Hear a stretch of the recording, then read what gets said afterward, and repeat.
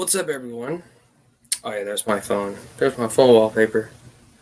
Um, I'm streaming because I want to talk about Tales of the Jedi. Tales of Clone Wars. That's what I'm calling it. It's not the Jedi to me, but that's something else. Part of the old EU. Um, this is that Clone Wars spinoff that is gonna that it was two stories basically about Ahsoka and Dooku. Um, And if you've watched it, you can kind of get kind of an idea of what I may think about it. I'm gonna talk about what I liked about it because there are things I love about it. The Dooku stuff, obviously the highlight of the whole series. I think you can ask anyone that the Dooku stuff is the highlight. That's what everybody cares about. Nobody cared about the Ahsoka stuff because we've been seeing her a million times. She's now the main character in Disney Star Wars. So, boom. No one cares about that anyway. And really, a lot of it really wasn't that important. At least to her overall story. It was just useless, is what it felt like. But the Dooku stuff, I don't feel was useless. I feel like the Dooku stuff was really important for Dooku. Dooku is a character that the new canon has, even the EU at times, barely talked about. Barely. And I want to talk about that fourth episode 4, with Yaddle and Dooku. And by the way, this will have spoilers galore. Spoilers. I can't. In fact, I probably should. I want to edit the title real quick. Can I edit the title? There's going to be spoilers. If you don't care about spoilers because you've made the great decision to not watch the new canon anymore, you're good. But this will have spoilers in it for the whole series. The Yaddle and Dooku stuff is excellent. It was excellent. This is one of those examples. I've said this before. I think I've said it on Instagram. I don't know if I've said it on here. But I've made it clear I don't like Filoni, but I can admit that when he's good, he's really good. There are times when he does stories that are just, and when they're good, they're, like I said, they're really good. They're excellent. This is one of those examples. In fact, I'm gonna go as far as to say this is probably the best thing he's created since this particular episode. Is the best thing he's created since Rebels. And I thought Rebels was pretty good for the most part. I have a lot of issues with it in seasons 3 and 4, mainly with Thrawn. That's no surprise. But a lot of it I felt was pretty good. But this is one of the few examples of something that he's done that's just excellent. I mean, I haven't seen something like this from him since Filoni's Clone Wars. His Clone Wars. I'm talking about Filoni. It was just great. And I think what's so good about the Yaddle and Dooku stuff was I think Yaddle is, first of all, it's just a great character to explore. We on film or just in media, period, like visual media, cinematic media, we've only seen her one time, and that was in The Phantom Menace, where she was introduced. Beyond that, we never saw her again. We never saw her in the Clone Wars. We never saw her in Rebels. We never saw her in, of course, any of the other movies. We haven't seen her since The Phantom Menace.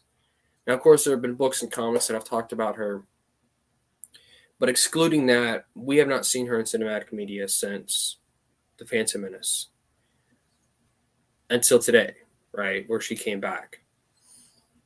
I thought she was an excellent character to have in there. And I think what's so cool about her is other media have established that Yaddle is a character that she started getting disgruntled with the Jedi Council. She started recognizing the hypocrisy of the Jedi Order. And that's what caused her to step down from the Council. Now, what I kind of find a little weird here is she steps down like almost immediately after the Phantom Menace, which I think is kind of odd. Because it's like, oh, well, I think it was established in the EU. She stepped down because of Anakin. I think she didn't want Anakin in the Order. I don't remember the exact reason, but because in the Phantom Menace, she's on the Council, right, when we see her, And then in Tales of the Jedi, Episode 4, which is at the end of the Phantom Menace, takes place during the end of the Phantom Menace. It starts off when Maul and Qui-Gon are dueling on Tatooine. It starts off there, and then it goes to the end a little bit after the Phantom Menace. But we know, obviously, she's still on the council by the time they interview Anakin. So that's kind of my kind of complaint there is the timeline isn't as clear there as when she got off the council. Now it's a little bit more convoluted. Not a big deal. I guess you could easily explain. Okay, she left. She stepped down because I mean she mentioned that she stepped down from the council, right, in this episode. If she didn't mention that, I wouldn't have an issue with it. But she mentioned how she stepped down from the council, so I don't know. I think she mentioned. Gosh, I may be misremembering that. The Sentinel says, honestly, forgot if it debuted yesterday or today. I forgot it came out. I forgot it was coming out this week until like a few days ago. Did they drop all the episodes? They dropped them all at once, yeah. Which I'm fine with. I didn't really feel like waiting a week for this, but for each episode. Just get it out of the way, Anyway. So the council, when she said that from the council, the Yaddle, that thing is a little convoluted. But beyond that, everything else in that episode is excellent. I mean, excellent. This is one of those, like I said earlier, this is one of those examples of when Filoni feels like being good, he can be good. He can. He has the ability to. He just doesn't do it. He's too busy about just putting Ahsoka content out there or contradicting other people's work. And I'll get to that in a second. Because he's done it again with this series. But time to go. Oh, trust me, I'll be ripping at the shreds here shortly. Don't worry. I didn't love it. I loved parts of it. But there's issues with the series. Trust me, it's Filoni. There's always going to be issues with it. But like I said, this is one of those few examples where he's so good. When he's good, he's good. Even so much so that by the end of the episode, and I'll get to kind of why it made me. I'm not gonna say I didn't tear up, but I kind of got that feeling you get when you get you're starting to get a little emotional. I mean, it was impactful the way that they handled Yaddle. Again, I think I've always had an interest in Yaddle. I think she was always so interesting to me. She another member of Yoda's species in the movies, and she's a female. It was so cool that kind of character existed. And it always bugged me that we didn't get a whole lot of stories with her. Even in the old EU, we didn't get a whole lot of stories with her.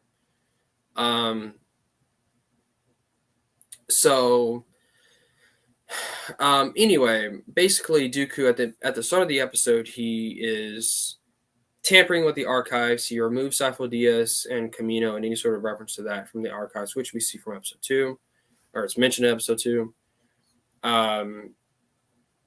Then he finds out that Qui-Gon had engaged Maul and that the Sith had returned. Then he goes and talks with Qui-Gon about it. Qui-Gon speaking with Yaddle. Qui-Gon was really cool. It was really cool to see Liam Neeson back. That was neat. And then he's conversing with Yaddle. But then Dooku leaves. Well, it kind of does a slight time jump to the end of the movie after he died, after Qui-Gon was killed. Yaddle or Dooku's looking at the Tree of Life or whatever, which Qui-Gon had a fascination with. And then Yaddle comes up behind him, and they talk. And then Dooku leaves, and then Yaddle follows. Dooku goes to that sanctuary we saw in episode 2. I don't know what it is. I don't remember what it's called, but he goes to meet with Sidious. And Yaddle follows, and then they start talking about, basically Dooku gets upset with Palpatine. He's like, why did Maul kill Qui-Gon, Then Yaddle, she overhears all this. And then, of course, she reveals himself and says, Dooku, you can come back and we can make this all right, and all these different things. Yeah, and then Yaddle, and the reason why Yaddle acts this way is she admits that she has a lot of the same feelings Dooku does about the Order. it's hypocritical, it's corrupt, it's all these different things, right?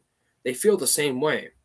They just handled it a lot differently. Dooku turns to the dark side, while Yaddle's kind of just really don't know what her solution was going to be, but she doesn't turn to the dark side. She stays away from that because she realizes that's worse.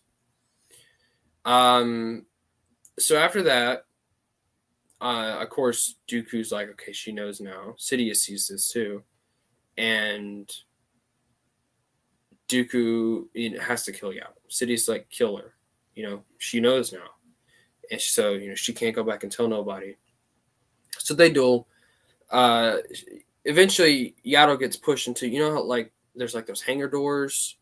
She gets pushed at she's pushed onto the bottom door, and then Dooku closes it, right? And you think that he crushed her. He didn't.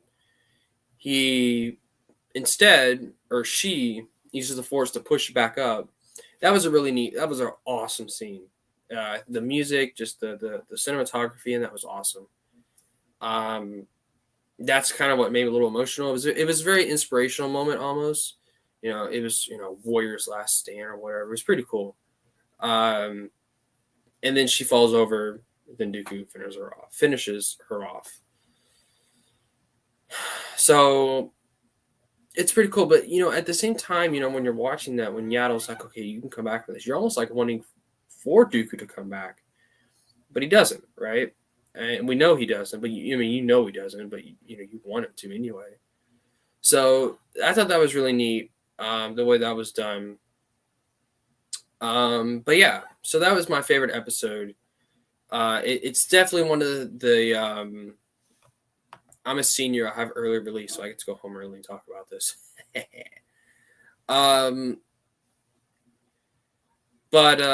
Yeah. So what about the other episodes? The other two Dooku episodes were fine. They were good. I liked them. I mean, they were just good. They weren't anything too special. They were basically the same plot almost. I'm not going to get into it. I don't really feel like it because I didn't really care about it that much anyway. I liked it, but like not enough to be like, oh, yeah, it was just great stuff. It was fine. They were fine. They were basically the same plot though. It was cool seeing Mace and Dooku interact. That was neat. We'd never really seen that before. At least in that. I mean, we've seen them interact before, but we'd never seen them interact as Jedi. They're both Jedi Masters. So that was neat. So yeah, the Dooku stuff was definitely the highlight. Even the episodes that weren't as good as the Yaddle one, those were definitely highlight the whole series. If you're gonna watch this series and if you really want to enjoy it, just watch the Dooku stuff. I mean, the Ahsoka stuff is pretty bland and bad and boring. I'll get to that in a second. Bland, bad, and boring. There you go. Review those episodes in 3 words: bland, bad, and boring. There you go. But let's start with the first one. I remember watching this and being like, this is garbage. I mean, I still feel like it was garbage. Perhaps some of my criticisms weren't the best. Basically, the first episode, Ahsoka's born, and then like the day later, her mom takes her out hunting. That was, I assume it's a day later. I mean, if maybe it was longer than that, I don't know. But it was pretty weird. You're just your newborn baby. You're gonna take him out hunting. Is that the safest idea? Is that really the safest way? Is that a good idea? Personally, I would never do that. But what do I know? So they end up shooting an animal, and of course the animal's just dying, sitting there dying, and then Ahsoka's like strapped on her chest, or her mom's chest. Her mom just goes down, takes a knife, and just stabs right in front of Ahsoka. I'm like, that's pretty traumatic. But again, what do I know? So eventually, Ahsoka gets kidnapped by a tiger. I don't know why a tiger would kidnap anyone. It's a tiger. It's not gonna. Why would it kidnap? Why would it kidnap anybody? It's a tiger. It would eat Ahsoka, but again, what do I know? So of course, Ahsoka uses the Force and convinces the tiger to bring her back home. That's the end of the episode. Literally nothing more than that. Just bad. Like, I don't know how you can watch that episode and be like, this is great storytelling. It was pretty bad. The second episode was a lot better. Basically, it's just Ahsoka training the whole time, meant to lead up to the Siege of Mandalore, where they have to fight Jesse and his troops. That was the whole point of that. Basically, how she was so good at that. Again, as if we needed to see how she was so good. She trained. We know that, but again, what do I know? And then the third episode was, I don't even know if I finished this one, to be honest with you. Which is the last episode, it's the one with the Inquisitor. It's okay. Again, okay. It was pretty anticlimactic though with the Inquisitor. Literally, all he does is he tries to slash Ahsoka. And remember, by this point, Ahsoka doesn't have her lightsabers anymore. She lost them. But she didn't lose them. She left them on that planet for whatever reason. You're a Jedi on the run. Why would you leave your lightsabers on some world? But again, what do I know? So she has no lightsabers with her. Then this Inquisitor, I'm not going to get into the whole plot of the episode. It's pretty boring. He tries to attack Ahsoka, and then Ahsoka just grabs it, takes the lightsaber from him, and kills him. Seriously, that's all that happens. There is no duel. There is no fight. He just disarms him and kills him. So, if you want something anticlimactic, watch that episode. Again, I didn't finish it. I'm sure the episode finished out with her purifying those lightsaber crystals or whatever. I didn't finish it.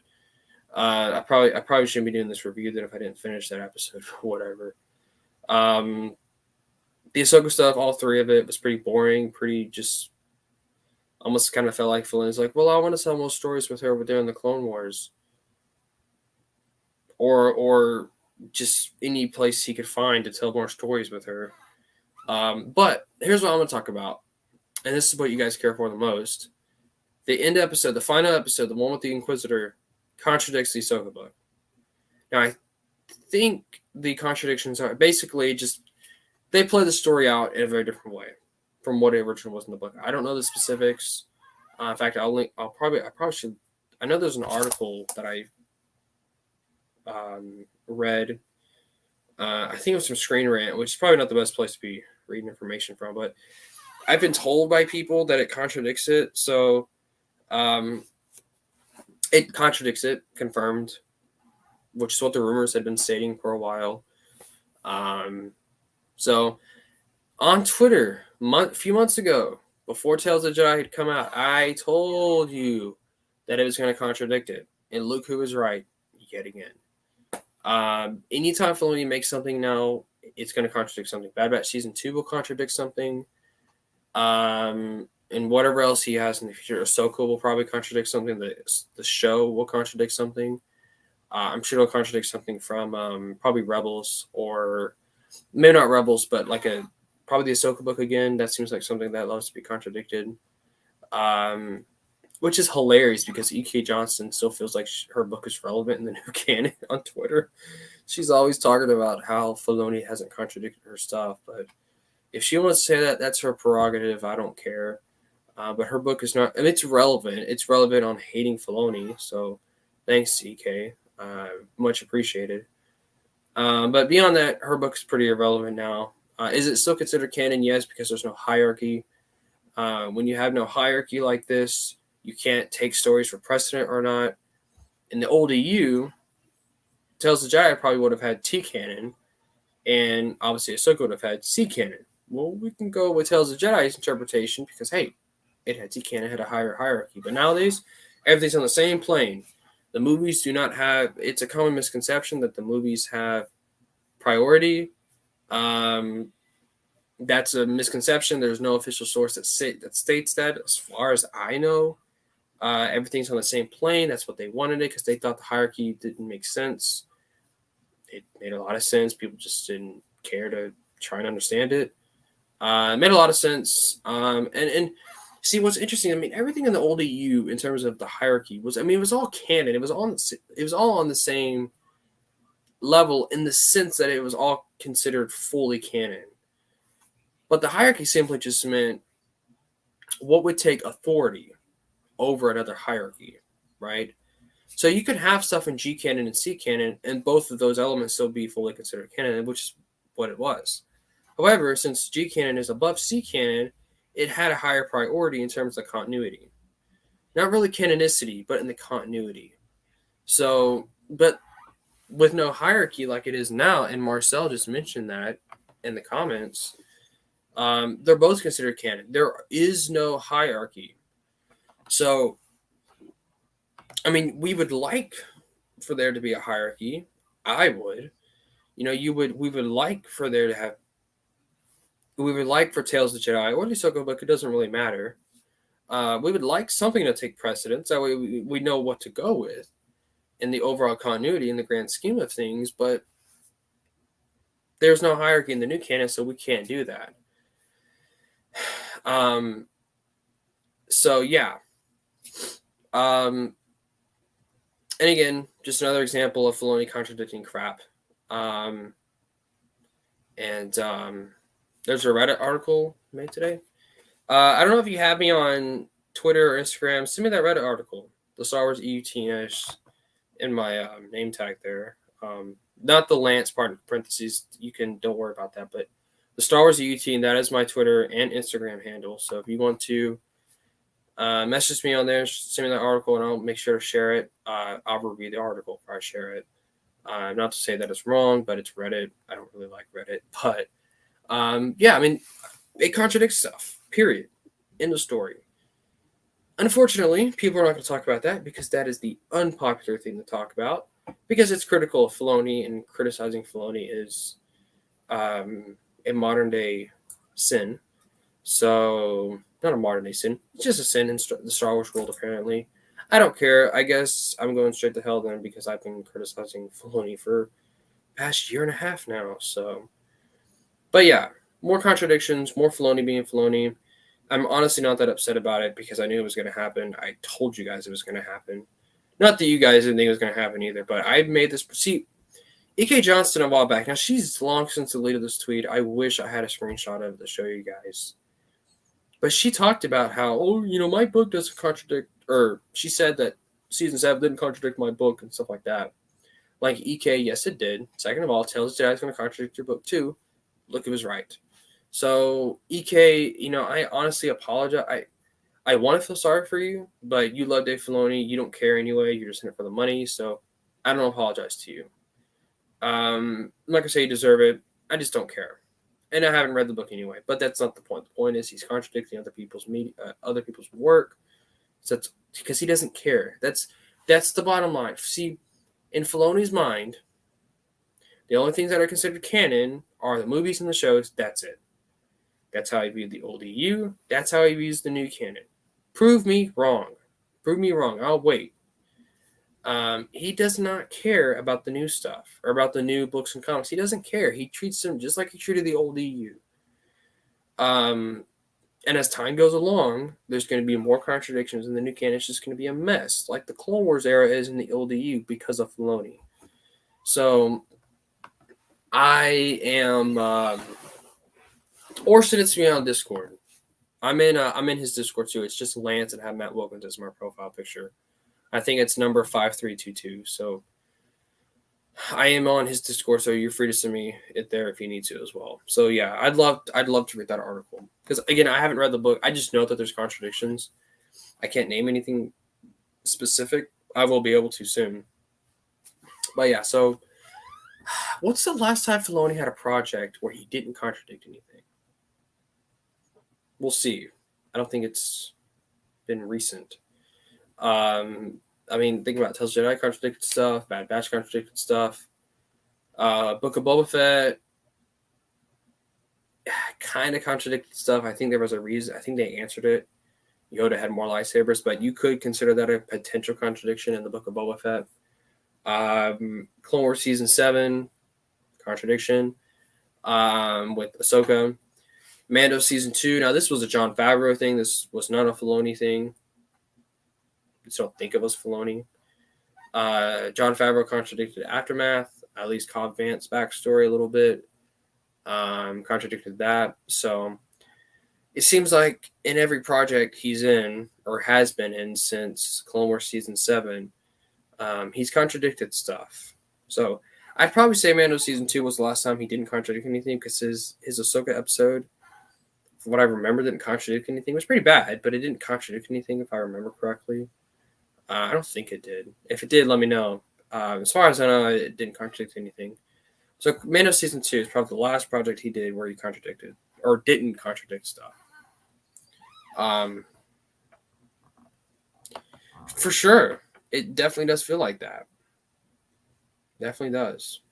See, in Andor, someone on Instagram, I think her name is Fancy Star Wars or something like that. She had posted a picture or a post talking about the continuity references Andor has with Rebels. Andor has enriched Rebels a little bit with in terms of continuity.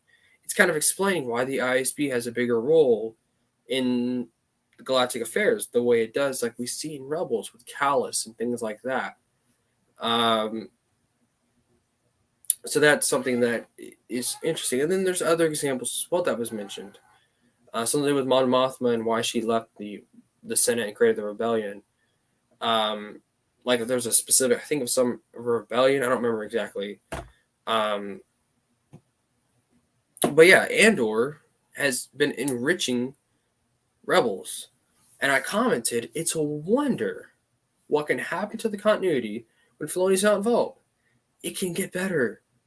There's examples. Andor is a great example of a story that it enriches the continuity. Filoni, how has he enriched the continuity? At this point, he has his own continuity. He doesn't really share. Technically, he does. He does share continuity with other things. But at this point, he kind of has his own continuity. He doesn't really. I mean, it's just weird. It's weird, is what it is, and it's ridiculous. At the end of the day, it's ridiculous. Sent it through Discord. All right, I'll make sure to check it. Yeah, I've been watching Andor, but I heard they provide a reason why there's a Star Destroyer station. Yeah, there is, and it does explain why Kallus is so involved. He's an ISB agent. Yularen talks. Yularen, it's not a spoiler at this point, but Yularen's in the episode, and Yularen's kind of given a by this point he's a colonel in the ISB, and he's talking to all the other ISB agents, and he's like, yeah, the Emperor has been he gave me authority to have the ISB play more of a mainline role in galactic affairs. That's why Kallus was in Rebels. But he also mentions how even small offenses that could potentially harm the Empire can have big consequences. That's why someone who was illegally selling fruit was he had like a class 1 offense. It was like a pretty bad offense in Rebels. So it kind of mentioned that. It talked about that. It was pretty cool, And I think there was something in Rebels that Mon Mothma mentions, like some rebellion. That same rebellion was mentioned, or I don't know if it was a rebellion or a massacre. I don't remember, or an uprising. I don't remember what it was. But it was mentioned in Andor. Now I didn't catch it because I hadn't seen Rebels in forever. I haven't seen Rebels in forever. I may want to go rewatch it. But yeah, so it's Andor is enriched with the continuity. It's very much, despite how unique it is in terms of story, it definitely is adding to continuity. And by the way, I have not watched the new episodes, so don't even ask me my opinion on that. I haven't watched it yet. I'm planning on watching it sometime tonight, but I haven't watched it today. I've been watching Tales of the Jedi because I was interested in that the most, because I know the Andor episode is probably going to be good. Because I have been enjoying it, for the record, Marcel.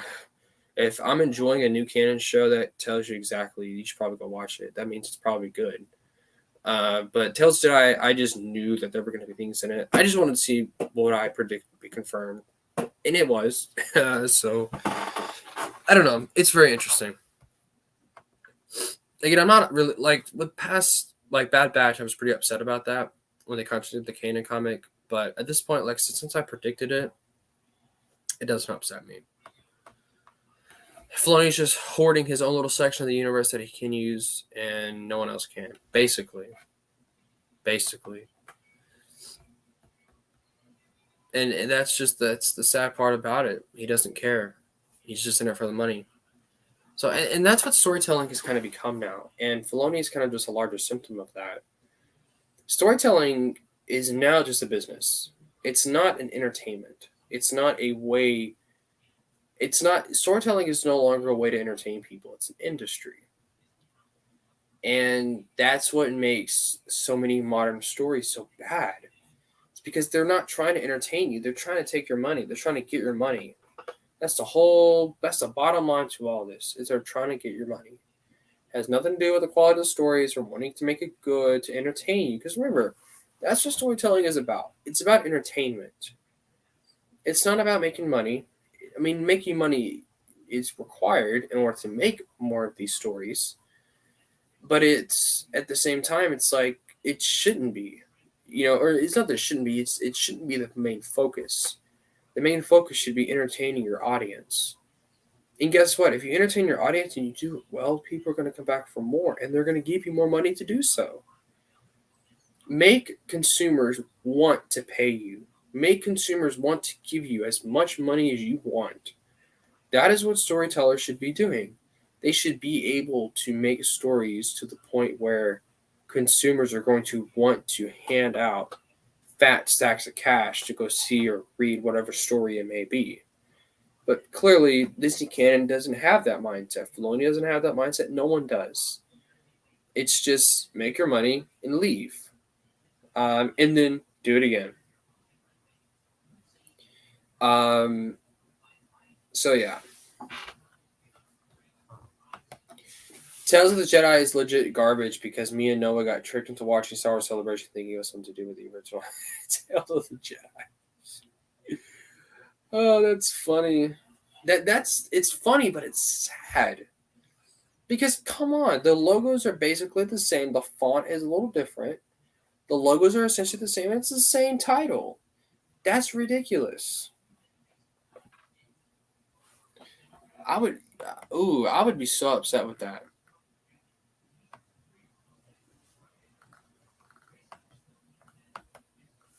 And I just drop it in, watch this. Frick Filoni, I agree.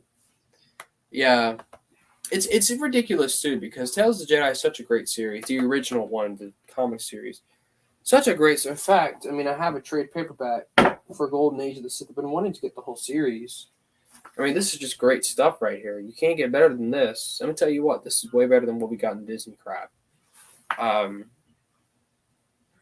And again, I'm not gonna apologize for this, but episode 4 of Tales of the Jedi, the show, was amazing. It was great.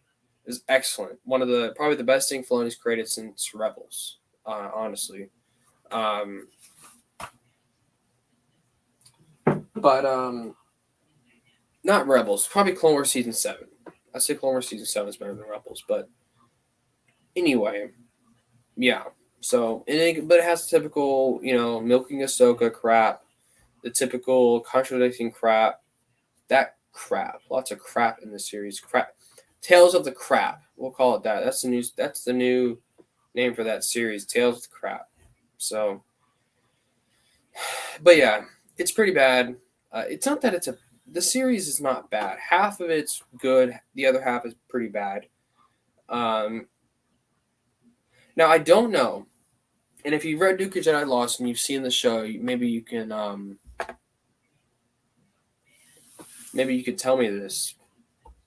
But does those Dooku episodes contradict Duke of Jedi Lost? Now I know none of y'all have probably read Duke of Jedi Lost, let alone watch the show. But let me know. If you know, let me know. I'm gonna go ask around. I know a couple of people who definitely would know. I know Ahsoka was contradicted. I can confirm that the final episode contradicts it, but I don't know if the Dooku episodes do. So I'll make sure I'll check that out. I'm sure. Well, Nameless sent me a Reddit article. I'm sure it would be on there.